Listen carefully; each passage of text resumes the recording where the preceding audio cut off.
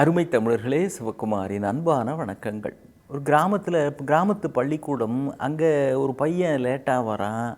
ஆசிரியர் பார்த்தாரு, இவன் என்ன தினம் இப்படியே வந்துக்கிட்டு இருக்கிறான் அப்படின்னு, உங்கள் அப்பாவை கூட்டு வாடா அப்படின்னார். அவன் போய் மறுநாள் அப்பாவை கூப்பிட்டு வந்தான். அதை பாருங்க, உங்கள் பிள்ளை உருப்படவே போகிறது இல்லைங்க, அவன் ஒன்றும் சரியே இல்லைங்க அப்படின்னார். அப்படின்னா இருக்கட்டுங்க, ஏதோ ஒரு 4 எழுத்து சொல்லி கொடுங்க, அவன் எதுவும் ஆகலைன்னாலும் உங்களை மாதிரி ஒரு வாத்தியாராவது வந்து கால் வைத்த கழுவுறது கஞ்சி கிடைக்காதுங்களா, அதுக்கு தாங்க படிக்க விட்றான் அப்படின்னாரு. அவர் போகிற போக்கில் ஒரு பிட்டு போட்டார் பாருங்கள், உங்களை மாதிரி ஒரு வாத்தியாராக வந்து அப்படின்னு. அப்போ வாத்தியார் வேலைன்னா அவ்வளோ சாதாரணமாக போச்சா? அந்த கணிப்பில் தான் இருக்கிறாங்க. ஆனால் ஆசிரியர் தொழில் என்பது சாதாரணமான ஒன்று அல்ல, அதுதான் நம்முடைய வாழ்க்கையையே தீர்மானிக்கிற ஒன்று. இப்போ திடீர்னு ஆசிரியர்களை பற்றி சொல்வதற்கு என்ன காரணம் அப்படின்னா, அவர்கள்தான் ஆரம்ப காலத்திலே நம்மை பற்றிய கணிப்பை, அபிப்பிராயத்தை நமக்குள் விதைக்கிறவர்கள். அதனால் அவர்கள் சொல்லுகிற அந்த கருத்து இருக்கிறதே, அது நல்ல ஆசிரியராக இருந்தால் சிறந்ததாக இருக்கும். ஆனால் எல்லாருக்குமே மிகச்சிறந்த ஆசிரியர்கள் கிடைப்பார்களா அப்படின்னு நமக்கு தெரியாது. ஏன்னா முதல்ல உங்களை பற்றின ஒரு ஒப்பீனியனை சொன்னது அப்படிங்கிறது மரியாதைக்குரியவர்கள் பட்டியலில் அப்பா அம்மாவுக்கு அப்புறம் ஆசிரியர் தான். ஆனால் மறந்துடக்கூடாது, இந்த வீட்டில் இருக்கிற நியூஸ் பேப்பரை எடுத்து அதில் அப்படியே ஒரு தென்னங்குச்சியை வச்சு அதில் ஒரு நூலை கட்டி மேலே நம்ம பறக்க விட்றோமே பட்டம் அப்படின்னு, சின்ன வயசில் விளையாடிருப்போமே பட்டம் விட்டு, அந்த வேலையை உண்மையிலேயே ஆசிரியர் தான் பண்ணுறார். என்னது ஆசிரியர் என்ன பட்டம் விடுறாருன்றீங்களா? பிள்ளைகள் எல்லாம் வெறும் காகிதமாகத்தான் இருக்கிறார்கள். இவர்கள்தான் அந்த காகிதத்தில் ஏதோ சில சித்து வேலைகள் செய்து அதை நூலோடு சம்பந்தப்படுத்தி வானிலே பட்டமாக பறக்க விடுகிறார்கள். அதே மாதிரி தான் சின்னஞ்சிறு வயதில் நாமும் ஒரு சாதாரண காகிதமாக இருந்தோம், நமக்கும் நூலோடு சம்பந்தத்தை உருவாக்கி விண்ணிலே பட்டம் பெற்றவர்களாக நான் பளபளவென்று விண்ணிலே பறப்பதற்கு காரணமாக இருக்கிறவர்கள் ஆசிரியர்கள். ஆனால் அவங்க சொல்கிற கருத்து, அதை ரொம்ப தீவிரமாக நம்முடைய பிள்ளைகள் எடுத்து கொண்டு விடக்கூடாது.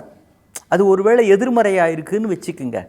நீலாம் எங்கே உருப்பட போகிற, நீலாம் சரியே இல்லைடா, இப்படிலாம் இருந்தால் முன்னேறவே முடியாதா அப்படின்னு ஏதோ ஒரு எரிச்சலில் ஆசிரியர் சொன்னால் கூட நம்முடைய பிள்ளைகள் நிறைய பேர் தீவிரமான முடிவுக்கு போயிடுறாங்க. ஒரு உண்மை தெரியுங்களா?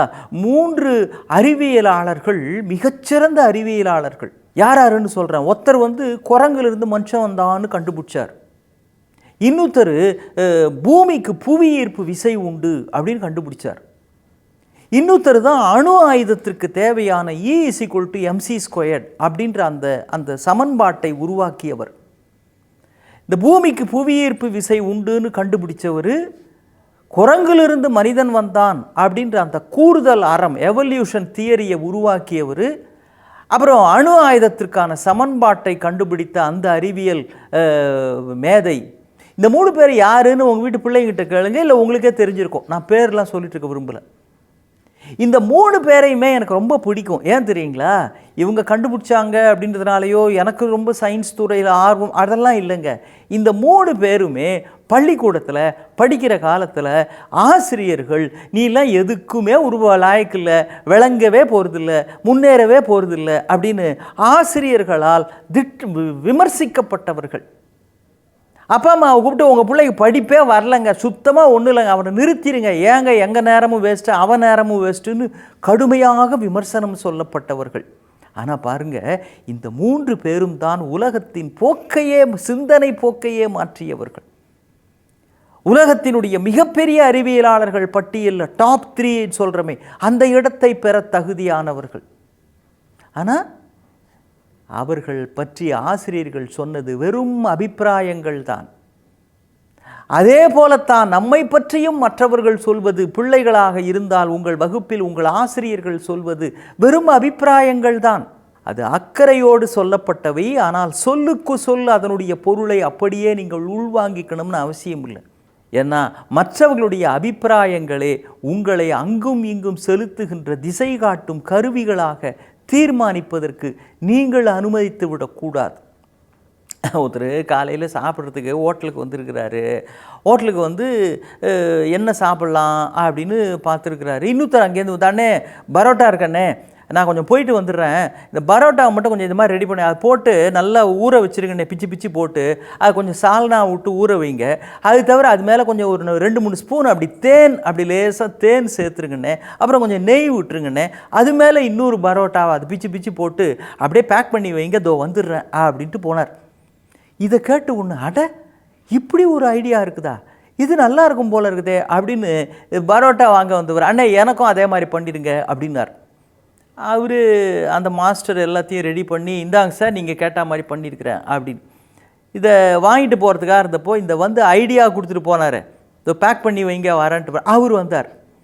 இவர் கேட்டார், சார் இப்படி சாப்பிட்டா அது நல்லா இருக்குமா, நீங்கள் ஏதோ பிச்சு பிச்சு போட்டு அது மேலே சால்னா விட்டு தேனை விட்டு நெய்யை விட்டுன்னு சொன்னீங்களே, அது கேட்குறதுக்கு ரொம்ப சுவையாக இருக்கும் போல் இருக்குது, நல்லா இருக்குங்களா அதுன்னு. அவர் சொன்னார், எனக்கு தெரிலங்க, என் வீட்டு நாய்க்கு இப்படிலாம் பண்ணி போட்டால் தான் அது ஆசை ஆசையாக சாப்பிடுது, அதனால் என் வீட்டு நாய்க்கு தாங்க வாங்கிட்டு போகிறேன் அப்படின்னாரு. இவருக்கு அப்படியே திக்குன்னு ஆயிடுச்சு, இது நாய்க்கு போடுற விஷயமாடா இது, இதைத்தானா நாமளும் நல்லா இருக்க நம்ம சாப்பிட்டோம் அப்படின்னு. அவருடைய அபிப்பிராயத்தை, நாய்க்கு பிடிக்கும் என்கிற அபிப்பிராயத்தை அவர் சொல்லி அதன்படி செயல்படுத்தி இருக்கிறார். அதை நமக்கு உரியது என்று நாம் எடுத்து கொண்டு விட்டால் அது எவ்வளவு சிரிப்புக்குரிய விஷயமாக ஆகுமோ, அதே போலத்தான் பிறர் அபிப்பிராயங்களை தவிர உங்களை பற்றிய உண்மை அல்ல என்கிற உணர்வு இருந்தால் மற்றவர்கள் சொல்லுகிற எதிர்மறையான வாக்கியங்கள் வாழ்க்கையை தீர்மானிக்காது. மீண்டும் சந்திப்போம். வணக்கம்.